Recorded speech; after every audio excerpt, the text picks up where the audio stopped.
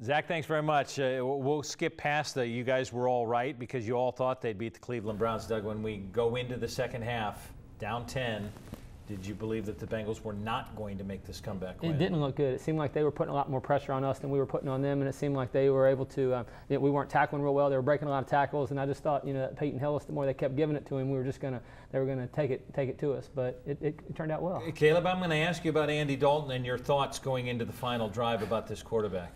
Oh, you're going to ask me about? Okay, well. I just did. Okay, well, the summary of Andy Dalton's whole day is this. It's Sunday, a day for prayer, and I see Andy Dalton tonight on his knees saying, "Dear God, thank you for A.J. Green and for having me be able to throw it up to him and have him just jump up and catch it every play." I mean, that's pretty much the play of the year, the play of the season. That's all Gruden has to call, and then that's victory for the Bengals. But we've seen a bunch of them from A.J. Green. How many wins do they have if they don't have A.J. Green? Maybe 2 and 3 at the very most. I mean, he just has made so many plays in clutch situations. Think about the Steeler game. Now, would they have won the Steeler game? Maybe not, but you're also without that weapon in A.J. Green. So, I mean, he makes such a huge difference, and you just don't get that very often out of rookie wide receivers. Football guys, why is this team 11 games out of 11 games coming down to the final drive, and in each of those situations they are coming from behind? Does that create a special team, or is that just simply a team that has enough poise to be able to get it done? I'll start with you, Doug. To me, I think it's something there's a little bit special about. I think the mix. I think you've got a really solid quarterback and a guy that really thrives on pressure. Certain guys seem to step up at that. I think also part of it's coaching. I like the way Jay Gruden seems to, even like the Gresham when he set him out wide and we were able to, create a mismatch. That's what the NFL is about, is creating mismatches and exploiting them. And I think that's what this team's somewhat doing. Some of the things we make changes at halftime now instead of just sticking with the game plan. Caleb, I know that you talk about adjustments all the time at the break, and this team has done it remarkably well. But Marvin said in his post-game press conference, I screamed at guys this week that we can't start from behind anymore. We have to continue to play that way. Is this just a team that's going to play that way throughout the rest of the year, or do they have to change something if they're going to be a playoff-bound team? I think you're going to have to change, at least amp it up a little bit. I think it's going to be this way probably for the rest of the season for this team. The offense is kind of built around, the West Coast system. It's going to manage the game. The only long shot you got really is A.J. And Jerome Simpson is kind of questionable. If he can get open, but is he going to catch it every time? And so by the nature of the offense, they're not going to score, Green Bay points every week. They're just going to get, enough points on the board to win. The defense is solid. That's why the games are close. It's not so much because they're wanting the game to be close. It's the offense is not built to score 40 points a game.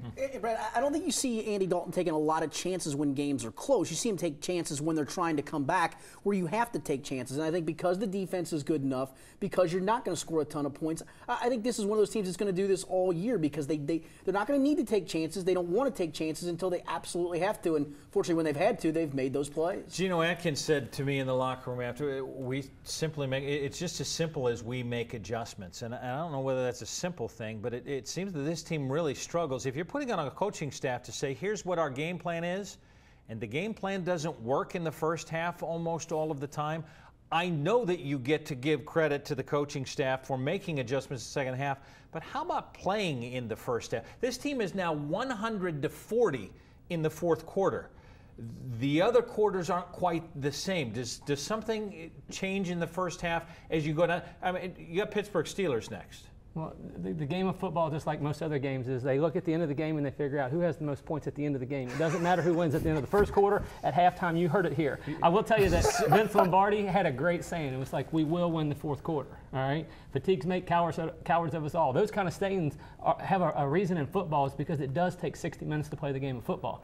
And it is about making adjustments, and it is about guys making plays when you need to, and there's something about that. Let me bring up a concern, because big plays continue to do this team in, or almost do this team in. And the secondary is hurt. Chris Crocker, I know, has a bicep issue. I don't know how bad the bicep issue is going to be. Sometimes you have bicep issues. You can wear sleeves, as he did in the second half. Depending on what the MRI shows, you're going to have guys go down, and health becomes an issue. Is this secondary, because we know the defensive line has been good, is this secondary good enough to continue to lead this team? I'll start with you. No, it's probably not. But again, if you look at what you still have to play, Pittsburgh is pretty dynamic in the passing game. Baltimore's fairly dynamic in the passing game. Houston would have been if Matt Schaub had not gotten hurt, but they're no longer that dynamic. The rest of the schedule, you're not facing dynamic passing teams. You're facing maybe two teams that would probably beat you whether you were good in the secondary or not. So, yeah, is it a concern maybe come playoff time? Yes. But for the rest of this regular season, you'll be able to muddle through with what you got. And by the way, Matt Leinart, broken collarbone. Right. They're down to the third quarterback. Right. The rest of the year. Do you have anything to chime in on that secondary-wise? Well, I mean, I think that it's obvious that they would rather have the first guys back. I don't think they're going to be able to cover guys the way they want to. I mean, the way that Cleveland was able to attack, at least early today, is evidence of that for me. Too deep zone for Cleveland most of the way, which is why the running game works early. I'll start with you, Doug, on is this running game good enough to continue to lead a team in? I think it's good enough. I mean, I think obviously it comes down to making blocks, and it seems like we like to run left, and there's certain plays that it seemed like when they did a better job cutting off on the backside, we ended up making a little bit longer runs.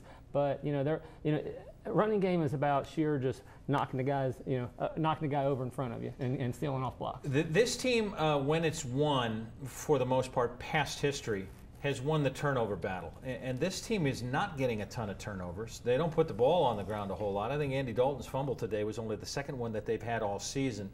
Did the turnover numbers make a huge difference in the last final 4 or 5 games, or can a team run as consistently as they've done right now without a lot of those to continue to move on? Yeah, that's a good question. But, one thing this defense has done is it gets stops. See, the teams that force turnovers worry me more than teams that get stops. That shows me that you're getting a lucky bounce here and a lucky bounce there. And, yeah, maybe you're forcing a turnover or two. But if you've got a defense that's getting stops, I think that's on how good that defense is and can be. Over the last 3 quarters of the day, Cleveland had 114 yards. That tells me you're getting a lot of stops, and they got a lot of stops today. All right, I'm out of time. Doug, do they win in Pittsburgh? I think we're going to crush them. How's that? Confidence. Yeah. Caleb? I don't think so. Yeah. No. That's swept by the Steelers. Yes. No, I don't have time for your why. I'll let it stay in your head. And you? I don't think they win in Pittsburgh. Pittsburgh's the best team in the AFC North. Interesting. Crushed. Gentlemen, thank you very much. Zach, we'll send it back to you.